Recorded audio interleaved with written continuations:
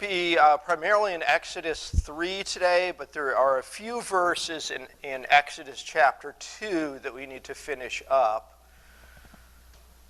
Exodus chapter 2 we broke into 3 parts, verses 1 to 10, Moses' birth and God's provision that we looked at 2 weeks ago, I think. And then Moses' failed attempt at starting deliverance on his own power that resulted in him being both rejected by his own people, the Israelites, and rejected by his adopted people, the Egyptians, and sent into exile into Midian. And then, chapter 2 ends with verses 23 to 25, which is kind of a postscript that sets up chapter 3 and 4. So we'll start reading in Exodus 2, verse 23. Now it happened in the process of time that the king of Egypt died, and then the children of Israel groaned because of the bondage, and they cried out. And their cry came up to God because of the bondage. And so God heard their groaning, and God remembered his covenant with Abraham, with Isaac, and with Jacob. And God looked upon the children of Israel, and God acknowledged them. So in this section, there is this hope in oppression. And we see there's a changeover in that the Pharaoh that had exiled Moses, most likely Thutmose III, had died, and there's a changeover in regime. And this sets up God's call to Moses and Moses returning to Egypt as God's deliverer as opposed to delivering in his own strength. But despite the fact that we have a changeover regime here in verse 23, that the king of Egypt died, it's immediately followed by, then the children of Israel groaned because of the bondage, and they cried out, and their cry came up to God because of the bondage. So even though this Pharaoh has died, he's been replaced by another Pharaoh who's continued the oppression. There isn't a change, even though there's a change in the individual who's Pharaoh. The rule, the program that's being carried out of oppression continues and potentially even redoubles all the more. But we also have, for the first time in the book of Exodus, the people, the children of Israel, praying to God. Because we have first the children of Israel groan because of the bondage, but now their response is not just to be crushed under this, but to cry out, and their cry came up to God because of the bondage. So they begin to pray. And as they're praying, we see that God is going to act. Because in verse 24, so God heard their groanings, and God remembered his covenant with Abraham, with Isaac, and with Jacob. And God looked upon the children of Israel, and God acknowledged them. And here, God remembering them is not an indication for the last 400 years in Egypt. From the last time God checked in on them, he had been too busy and completely forgotten about them and had no idea that they were in trouble. It's like, oh, look at that, they're in trouble. The remembering here is more of the time is now correct for him to do what he promised to Abraham, to Isaac, and to Jacob. The time has come where it is time for the Israelites to be removed from the bondage in Egypt. So part of this is similar to in the Gospel of John. We saw that Jesus' purpose was to come to die. But there were times where the Pharisees tried to kill him, and he hid himself. He removed himself because his hour was not come yet. And when his hour was come, he was the one who initiated the events that led to his death, resurrection, and ascension. And here, God is about to initiate the events that will lead to God using Moses to deliver the Israelites out of bondage. And in some ways, this is a picture for how the Son of God came, and even in the Gospel of John, is referenced as the prophet like Moses, who comes, who is promised to liberate and redeem the human race who is enslaved to sin. And so there's some pictures throughout Exodus of the coming of the redemption of Christ. And so God remembers. The other part of remembering here is it's not a matter of him just mentally remembering and then moving on with his day, like, oh yeah, they're in trouble, sorry for them. But the connotation here is that he is about to act. He is about to do something. That it's not just a mental recognition. It's not just having empathy. It's having compassion. His compassion is recognizing a need and doing something about it, as opposed to just recognizing there's a need and feeling sorry. And so God remembers his promise with Abraham, with Isaac, and with Jacob. And he looks upon the children of Israel, and God acknowledged them. In his commentary, Stewart points out 5 things that we see throughout this. That first, the Pharaoh who sought to kill Moses is now dead. And so there's a changeover which opens the door for Moses to come back. Secondly, Israel is still oppressed under the new Pharaoh. Third, Israel begins to pray and cry out. And then fourth, because of this and because the timing is right, God remembers, he decides it is now the correct time to honor the covenant with Abraham that he told Abraham he would deliver the people. And then fifth, God is interested in his people and being known by them. As in verse 25, we have God looked upon the children of Israel and God acknowledged them. And we're going to see in chapter 3 that in order for us to know God, God needs to reveal himself to us. It is not us starting the conversation. It's God enabling us to approach his holiness. And so this sets up then the events in chapter 3. Skip over that. Well, I should also add in there that tied to verse 25 is a look back to Genesis. In Genesis 15, 13, and 14, we have God talking to Abraham and saying to Abram, know certainly that your descendants will be strangers in a land that is not theirs, and will serve them, and they will afflict them 400 years. And also the nation whom they serve I will judge. Afterwards they shall come out with great possessions. So in this promise that God gave to Abraham, the first part is complete. The second part is beginning. That God is now moving in judgment against the Egyptians. And the end result will be the Israelites will be freed, but not only set free, they will be put in a situation that is much better. And that they're not just being set free, they're being set free to go possess a land full of milk and honey. And the Egyptians, on their way out, will give the Israelites great possessions. It's not that, we're going to see that it's not that Israel steals these items, they are given the items. So that brings us to chapter 3. Chapter 2,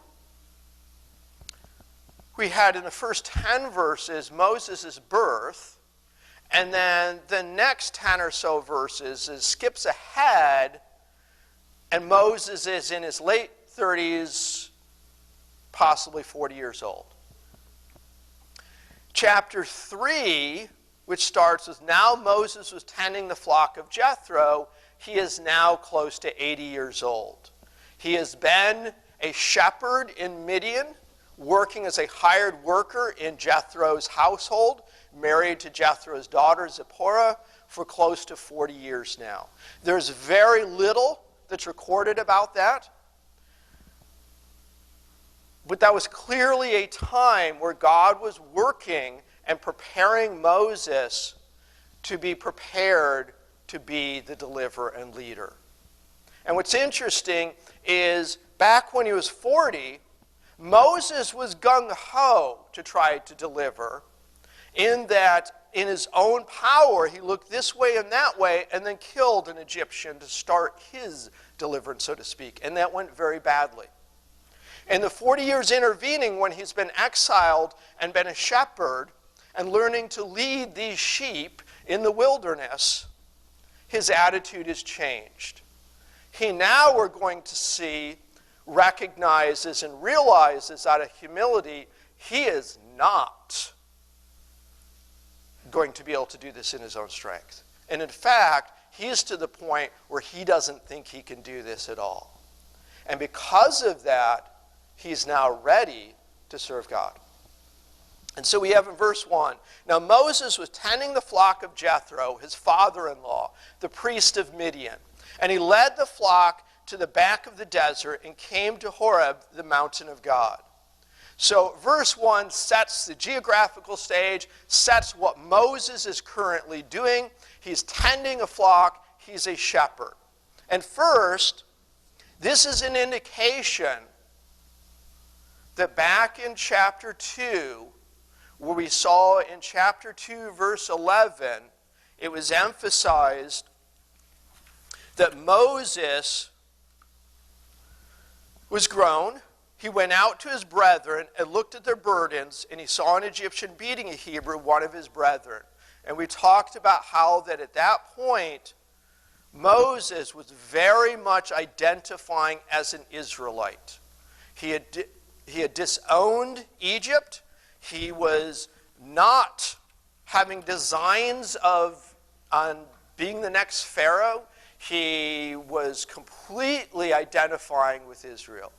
That we saw at that time when he kills the Egyptian, his own people reject him in verse 14, questioning, who made you a prince and a judge over us? Do you intend to kill me as you killed the Egyptians? And so Moses feared and ends up going into exile. And we talked about how Moses' fear there was not driven by a fear of Pharaoh. It was a fear that he had just been rejected by his own people, that he wanted to deliver. In Hebrews, we saw this last week, that it's emphasized that Moses did not fear the wrath of Pharaoh. And so because of that, what was the fear that he had in Exodus 2:14? And the fear that he had was he had just been rejected by the people that he was identifying with. Verse 3, chapter 1, now Moses was tending the flock, and he's been doing this for 40 years. This is actually a clue that even though Moses had just been rejected by the Israelites, he has not become Midian. He has not going back to thinking of himself as an Egyptian. He is thinking of himself as an Israelite because he's a shepherd. An Egyptian would not stoop so low to be a shepherd. There's some verses in Genesis 46 and 47. We're not going to go there, but they are in the handout, where it's very clear that the Egyptians saw the shepherds as being loathsome and something that they would never do. And so here, the fact that Moses is tending the flock, he is very much identifying not as an Egyptian.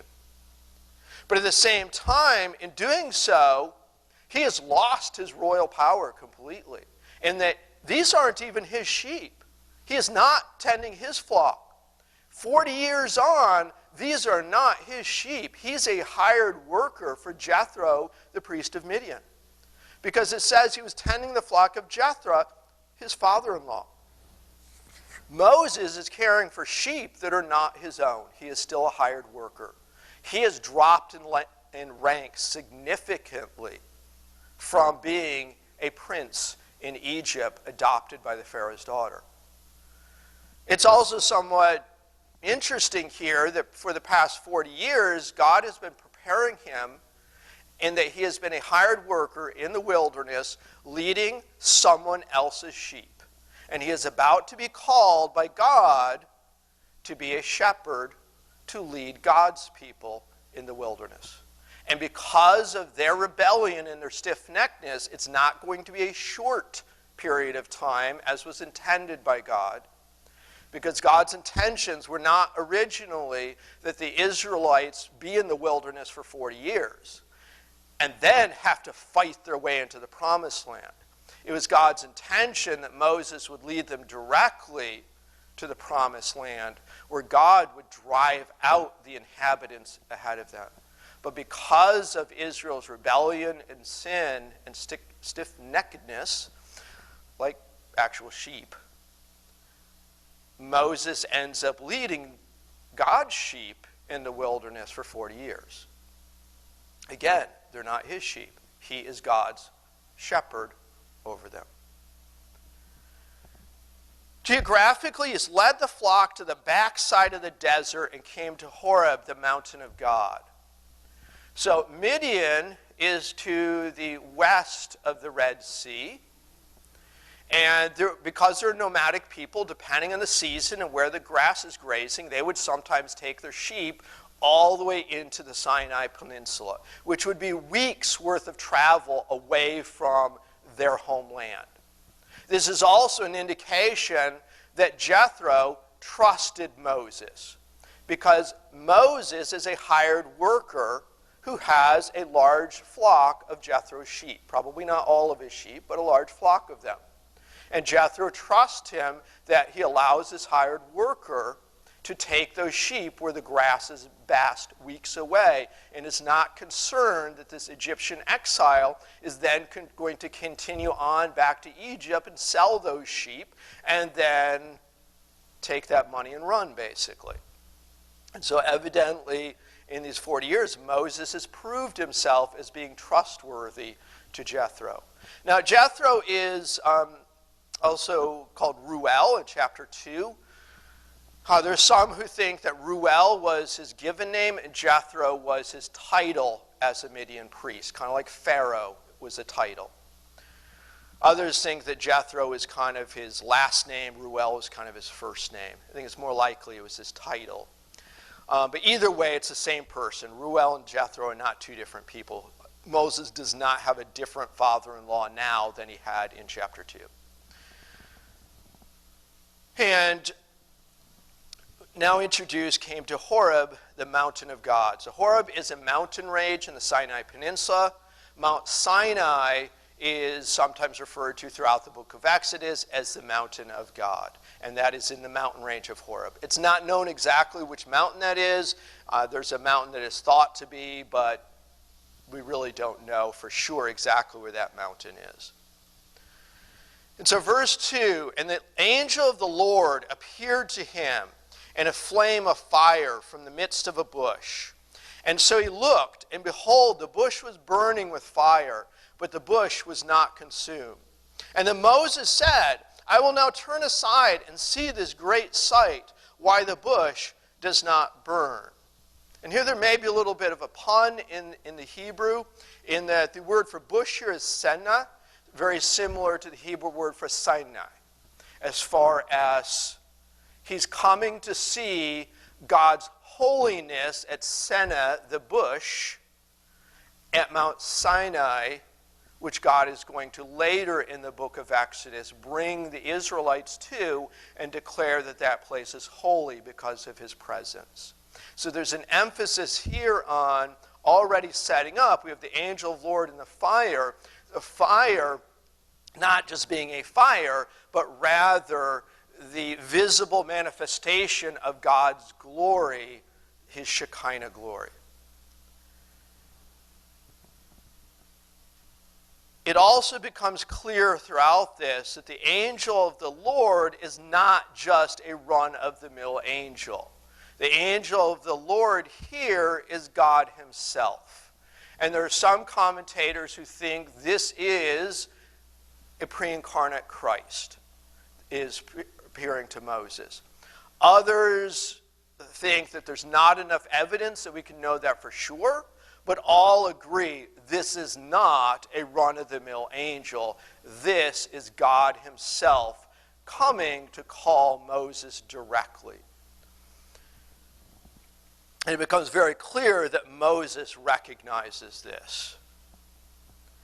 This also becomes a pattern throughout the Old Testament of God's appearance to other prophets when he calls them, as a sign or authentication that that prophet is really being called to speak for God. Now, in the Sinai Peninsula, even though he's gone there for better grazing, it is a dry, arid spot with these scrubby, thorny bushes. And these scrubby, thorny bushes, because they're dry, because of the heat, will sometimes just burst into flame. So it is actually not that unusual, or would not have been that unusual, for Moses as a shepherd to see a bush burning off as he's leading the flock. But it is unusual, as we see in verse 3, to see a bush that does not burn up and is not consumed. So Moses recognizes there's this burning bush, but these bushes are small, they're scrubby, they're dry, they flare up, they burn out fast. And he's seeing it burning and burning, and as he's walking by, he's noticing it's still burning. It's still burning. And he circles back around to it. What's with this? He's seen burning bushes before, but this is interesting enough, and you got to think about it. Leading sheep through the desert can't be that exciting at times. There's certainly times of excitement and trouble, etc., but then a lot of it is just mundane, walking and making the sheep go to drink and to eat and that sort of thing. And, oh, there's something interesting here. Yeah, I'm going to go take a look at this. So he goes to take a look at this. So it's unusual that the bush, not unusual it's burning, but unusual that it's just continuing to burn. And so when the Lord saw that he turned aside to look, God called to him from the midst of the bush and said, Moses, Moses. This is a second really unusual thing, in that bushes often burn in the Sinai desert, but and they might even burn for quite a while, but very, very rarely are they not consumed, and then they call you by name. So, and not only that, in ancient Semitic culture, to address somebody double, in this case Moses, Moses like this, was an expression of endearment, of an expression of friendship, an expression of love. So the bush isn't just calling his name, the bush is identifying with him as somebody who cares about him and knows his name, Moses, Moses. We see this in other times throughout the Old Testament, even into the New Testament. Think of Samuel, Samuel. God repeats his name twice. Think about even Saul. Saul, Saul, why do you persecute me? And so in that, the double repetition is God expressing his love towards his children. It's also a mark throughout the Bible that that individual is about to be called to do something. Anytime throughout the Bible where there's that double naming like that, think about with Samuel, with Saul, they're being about to be called to do something of significance by somebody who's expressed endearment and friendship with them. Which is very much in contrast to how Pharaoh worked. Pharaoh forced people to do things for him under oppression and saw himself as a god. Here, the true God calls people to do things out of love. Something that we saw throughout the Gospel of John. And Moses responds, here am I. And no particular significance other than that this would be a common way that a Hebrew Israelite would respond, yes. Here am I. It's the same way that Samuel was instructed to respond. And then he said, do not draw near this place. Take your sandals off your feet, for the place where you stand is holy ground. And moreover he said, I am the God of your father, the God of Abraham, the God of Isaac, and the God of Jacob. And Moses hid his face, for he was afraid to look upon God. So there's a number of things that we see in here. First, God warns Moses that even though he's just been addressed, Moses, Moses, out of endearment and friendship, that at the same time, this is holy ground. Not because that patch of desert was particularly special, but because God's presence was there. Along with the wording here being very clear that God is talking to Moses, this is another reason why the angel of the Lord has to be God. Because an angel's presence doesn't make the ground holy. But God's presence makes the ground holy. God's presence makes whatever he comes in contact with holy. And so we see Moses removes his sandals, be it a tradition that at that time in entering the presence of a superior, whether it's their home or their palace, you might remove your feet as a sign of, remove your shoes, not your feet. Remove your shoes, your sandals, as a sign of humility. And then we see in verse 6, further, Moses hides his face. He recognizes that even though he's been addressed by name, even though the address shows friendship and endearment, he recognizes he is approaching the Shekinah glory, the consuming fire that is the holy God, and responds in an appropriate way in humility by removing his sandals and hiding his face, because he was afraid to look upon God. There's a couple additional things in the imagery of the burning bush that were pointed out by some of the commentators. One is that we see this bush being burned but not consumed. And throughout the Old Testament and throughout the Bible, and we see in Hebrews, God is referred to as a consuming fire. God, because he's holy, cannot come in contact with sin.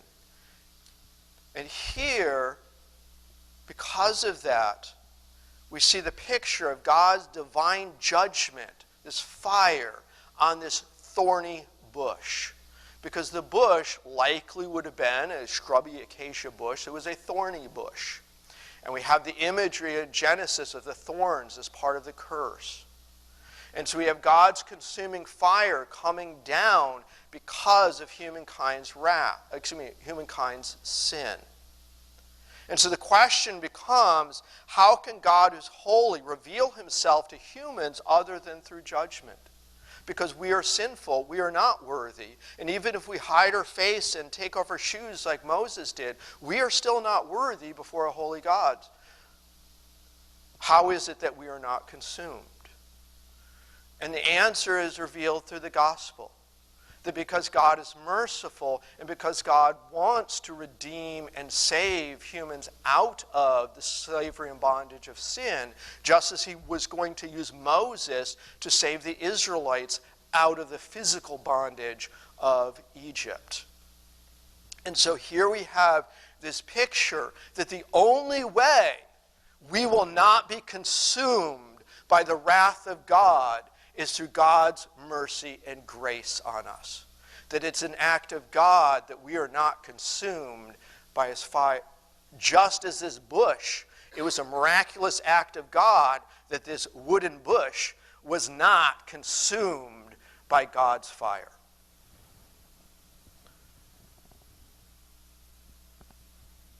In ancient Near East, bushes were sometimes also used to symbolize a group of people.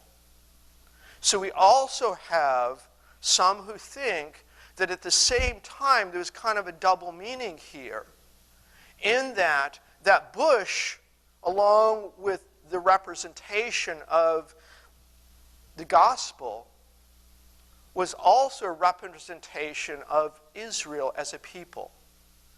A people who were at that time, that's not the verse I wanted.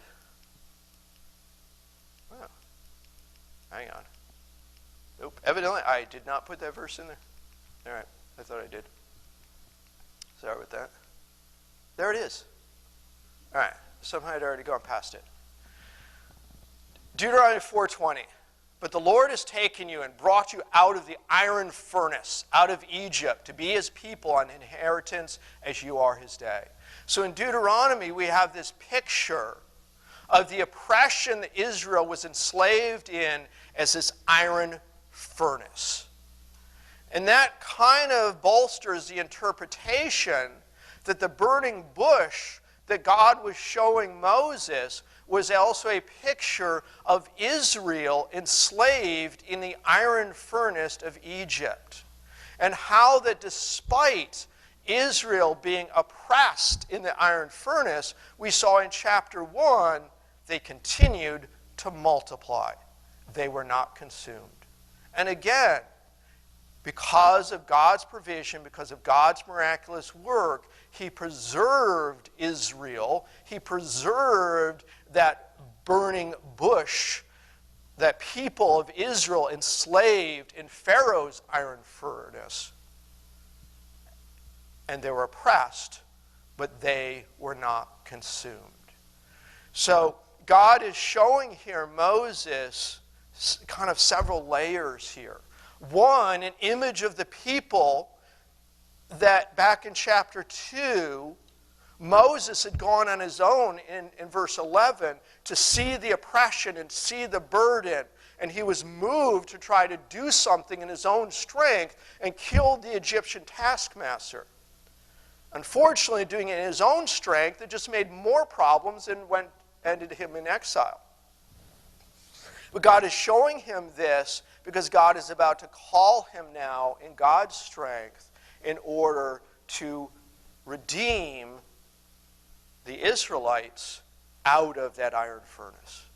And then as a picture, the fire of God's consuming wrath, a picture of the redemption that comes through Christ on the cross, saving us from the penalty of sin. And then revealing his might to Moses.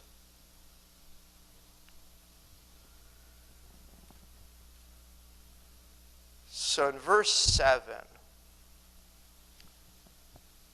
before we move on, I should also notice there's a number of principles throughout this that are illustrated. One through the first verses there, and that will continue with God's promise of deliverance and God's call in the next verses, is that even though God could accomplish the task of freeing the Israelites completely without Moses' help, God has a pattern of calling humans to accomplish his task on earth.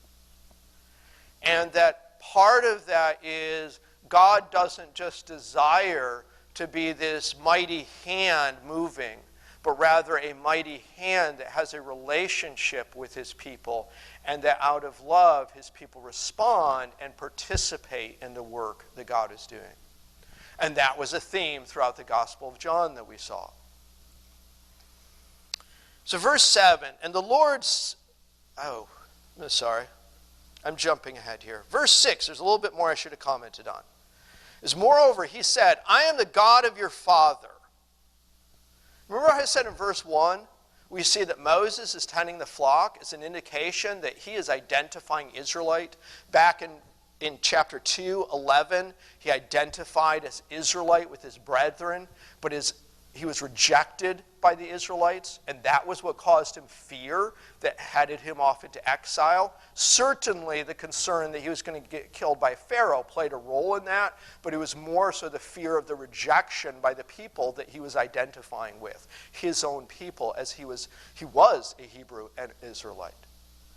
Here we have, when God introduces himself to Moses, he says, first, I am the God of your father. Here, God is making it very clear he has not rejected Moses. And just in case in case Moses isn't sure which God he's referring to, because maybe his father living in Egypt had a polytheistic view, God makes it very clear and goes on to say the God of Abraham, the God of Isaac, and the God of Jacob. Now, God could have just started with that he is the God of Abraham, the God of Isaac, and the God of Jacob, but that would have missed something. That would have missed an opportunity to reassure Moses that the God of Abraham, the God of Isaac, the God of Jacob was the God of Moses' father and was Moses' God, and that the God of Abraham, the God of Isaac, the God of Jacob, who was about to move and do great things, had not rejected Moses as Moses had been rejected by God's people Israel. That had to be a comfort to Moses. It's assuring him he is an Israelite, not an Egyptian. He is a child of God. He is a descendant of Abraham, Isaac, and Jacob. He is a child of God. He spent 40 years in exile as a shepherd. And now God comes to him and calls him, Moses, Moses, you are a child of God.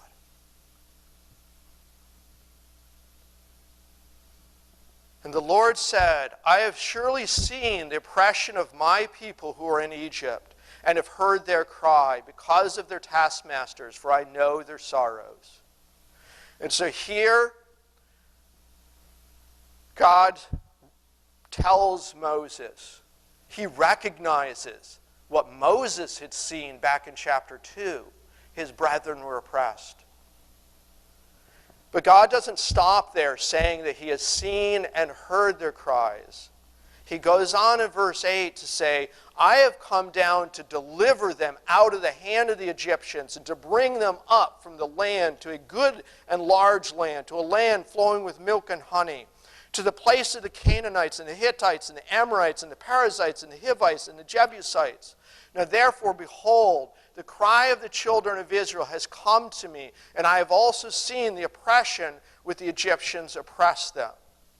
And there's some repetition in there because verses 7 through 9 are laid out in a parallel construction to focus the reader on an important truth here. It starts in verse 7 with God acknowledging he has seen the oppression. And he repeats that 3 different ways. I've seen the oppression because of the taskmasters. I know their sorrow. And in verse 9, he repeats that. I have seen their oppression at the hands of the Egyptian. And that brackets verses 7 to 9. The second part of 7 and the first part of verse 9. God says, I have heard their cry. So in the outer levels, we have God observing the Israelites' oppression. And then in verse 7 and 9, we both have, I have heard their cry. And in verse 9, now therefore, behold the cry of the children of Israel. The pain and suffering, the prayers, and then the central focus, because whenever parallel structure is used, it's this structure that focuses the reader on into the center where the important part is, that's supported by those outer layers. And in verse 8, it's repeated twice. So I have come to deliver them. I have come to bring them up to a good and large land full of milk and honey. Here, God is proclaiming to Moses that because of the sorrow, the oppression, because of Israel's prayer, because of God's compassion at seeing the Israelites suffering, and because God is the God of Abraham and Isaac and Jacob who made promises to them, he is going to fulfill those promises and he is going to deliver the Israelites. And not only is he going to set them free, he is going to take them to a good, large land flowing with milk and honey. And it's a similar promise God makes through the gospel, that he will free us from sin if we trust in him and believe in him. But it's not just that he sets us from sin. There's a future promise of a place that he's prepared for us that is so much better, that may be quite a ways in the distance. For some of these people that he's going to free from slavery, they will die in the desert before they make it to that promised land. Actually, all but 2 of them do.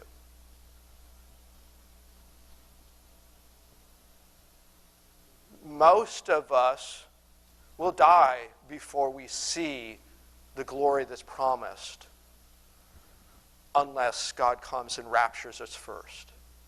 But we see that picture of deliverance here being emphasized to Moses.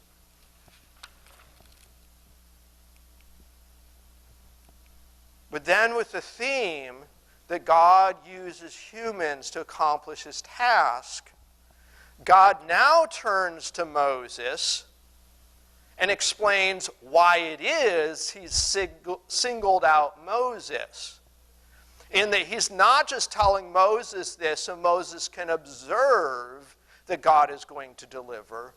But in verse 10 we have, "Come now, therefore, and I will send you to Pharaoh, that you may bring my people, the children of Israel, out of Egypt." And so in verse 10 we have God revealing to Moses, after promising that he's going to deliver the Israelites, after demonstrating his miraculous power through the bush that is burning and not being consumed, God turns to Moses and says, "And I pick you. I'm going to send you that you may bring my people, the children of Israel, out of Egypt." He is now calling Moses that he is no longer going to shepherd the flock of Jethro. He is about to shepherd the flock of Israel. He is about to shepherd God's people. It's interesting, that's the same call that Jesus made to the disciples at the end of the Gospel of John. He called them to be shepherds, not to their people, but to the children of God, who they were members of. And that's the same call that extends on to today through the church. A little bit different here in that in this case God was dealing directly with the Israelites, whereas the church is his call to both the Israelites and the Gentiles. But we can see some parallels there. And next week we'll pick up here in chapter 3, verses 10 through 12, with Moses' response, "Who am I?" And this